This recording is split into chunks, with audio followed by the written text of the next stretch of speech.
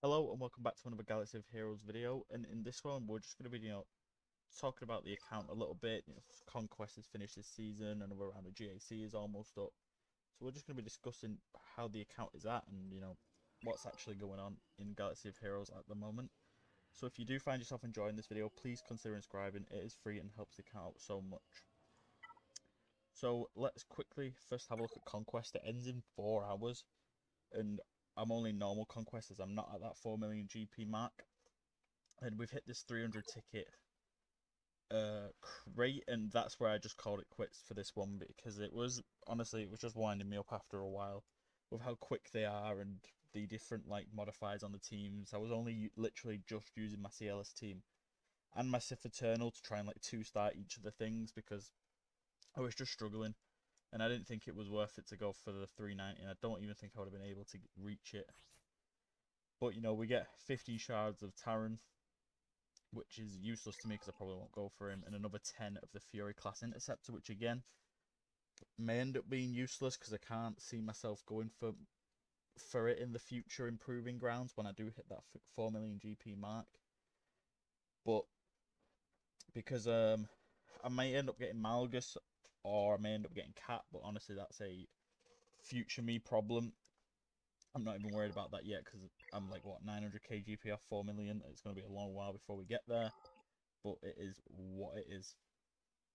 So you got through to Sector 5. Literally, these teams are just too quick is the issue. Like, they outrun Massive Eternal. It's so annoying, and the quality teams have been so much better this time. But yeah, I wasn't finishing Sector 5. I couldn't be bothered. I have, however, enjoyed the difference of the the boss nodes. The Rancor was pretty cool. Crosshair was okay. Inquisitor one, where you just go like one at a time, was pretty interesting and quite easy. And then, well, Sector 4 was just like a normal one with Saw on it.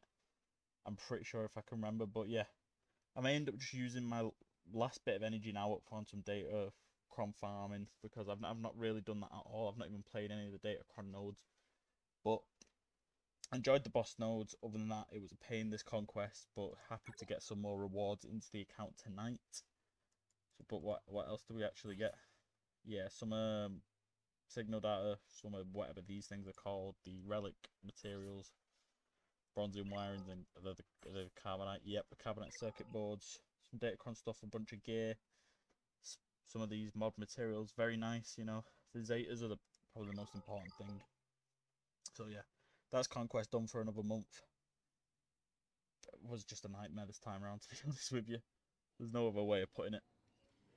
And then moving on to Grand Arena.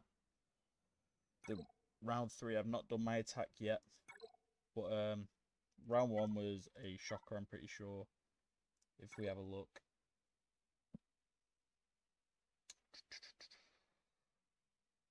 once it loads, because it takes forever to load up GAC on my PC. But round 1 didn't go very well. Of course, lost it. I'm pretty sure it was against an account that was just so much bigger than mine. I don't even think that I managed to clear. I think I might have cleared one zone, which we will be able to see in a second, I hope, before it crashes on me.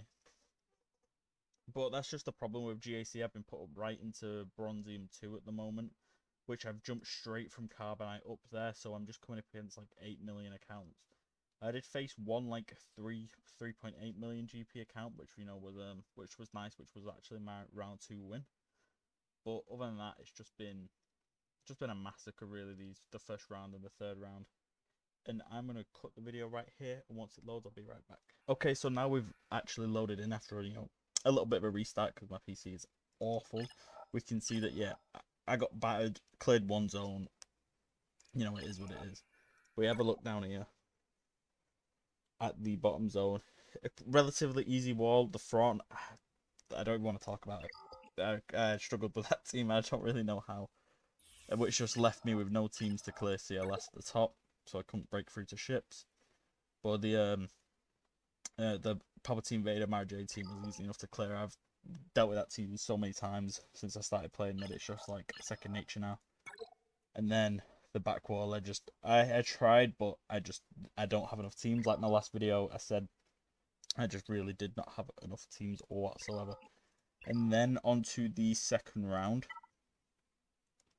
where I did win because he was against a very similar GP to me, but I ratted it out. He didn't have a Galactic Legend nor any like a Wampa to clear my Siviternal, so I thought I'll just throw it on defense.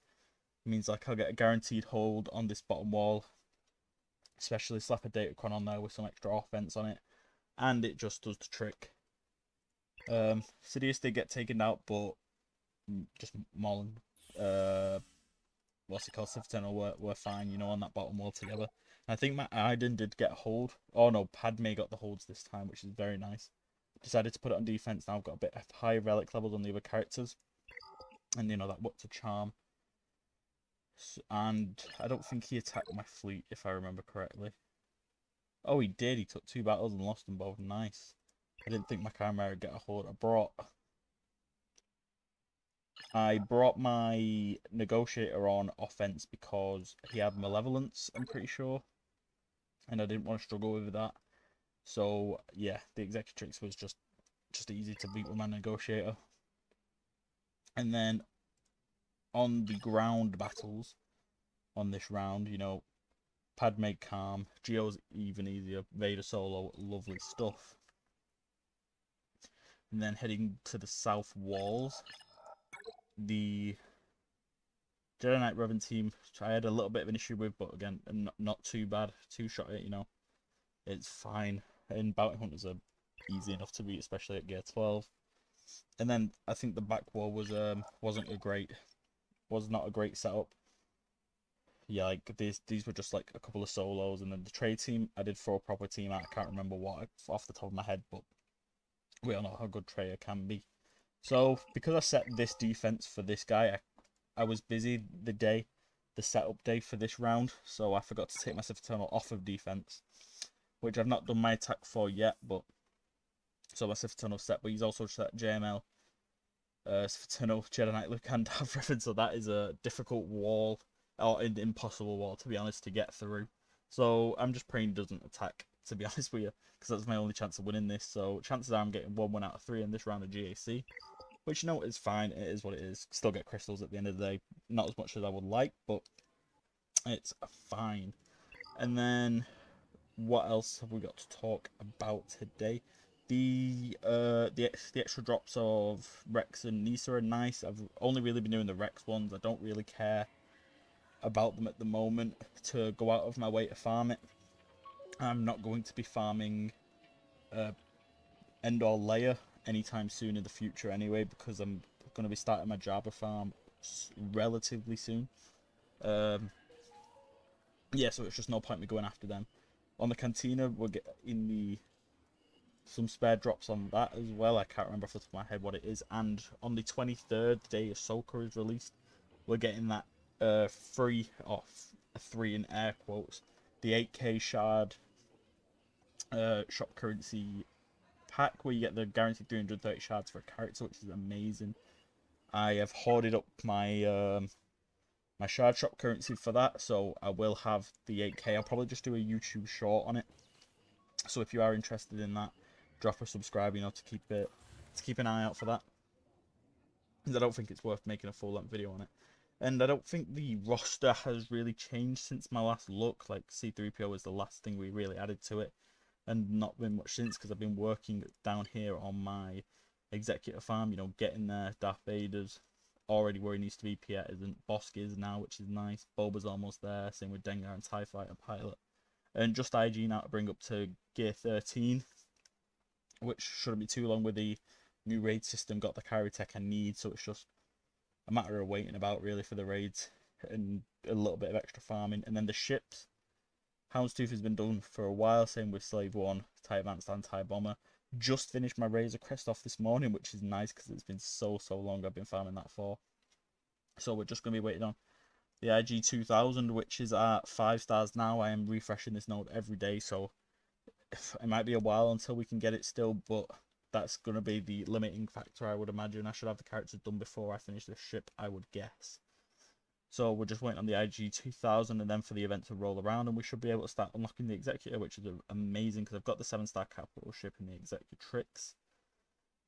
And then once I've got the 7-star Homo, I'll get the 7-star Chimera, and I'll have just some very nice fleets. Of course, still working on the Negotiator here and there when GOTB rolls around for me. But I'm just happy to have finished off the Razor Crest. I just need the credits to level it up. And I'm not actually too upset about having to wait for the IG 2000, because I will be able to relic up BAM and CAD in that time for my Executor fleet. As you can see here, like Bosk Relic 5, Thingy will be Relic 8, Bulba, and IG will be Relic 5. So I'm going to bring, what's it called, BAM and Cad Bane up to Relic 5, which will be really, really nice. Other than that, not much going on. Not too long now until I finish Jedi Knight Revan. Or not finishing, but unlocking. Like Bastaril and Jolie are there. And if we go to the Old Republic, we can see if I can find, oh, there it is. Mission and Zalbar are getting there now, both at 6 stars. T3's already done. Just needs leveling up, so I need the credits. And then I will work on a little bit more gear just so I can guarantee that I can get it done all in one shot, because I'm saving all the sections of the Jedi Knight Revan unlocked just so I can make a full video on it. So hopefully should have them high enough level. Probably will over level them a little bit, and I'm going to be bringing up Bastel and Jolie to gear 12 for the event, just because I'm going to be using them anyway as part of the team. As you can see down here alongside Mace and Yoda, and I am starting to give this team at Zetas now, and Zetas should be coming a lot quicker, especially now I finished the Razor Crest, because I don't have to hoard the Fleet Arena currency to make sure I can buy it when it pops up, so I can start buying Zetas more often, which will be nice. So I'll give Yoda his, because that'll be useful for my Padme team in the meantime, and then obviously I'll get Jolie's, get Mace's and Jedi Knight Revans. But I think that's everything for the account right now that I can think of. Still going to be going for Jabba after Executor, just because I don't think it's worth scrapping him just because he's not the main character in the raid anymore. He's useful in so many other places, like in one of the events for the Smuggler's Run one, I think it is. I don't think it's out at the moment, or even over here anywhere. Nah. Oh, that'll be nice though. Sith characters, we'd love to see that. He's great in Grand Arena, will be great in like Territory War, Territory Battle, and Conquest as well. So I don't think it's worth scrapping him just because he's not in the raid, or the prominent character in the raid. But if you have enjoyed the video and you've watched this point and you aren't subscribed, please consider doing it. It is free, as I said at the start of the video, and it really helps the growth of the channel. And I'll see you guys in the next one.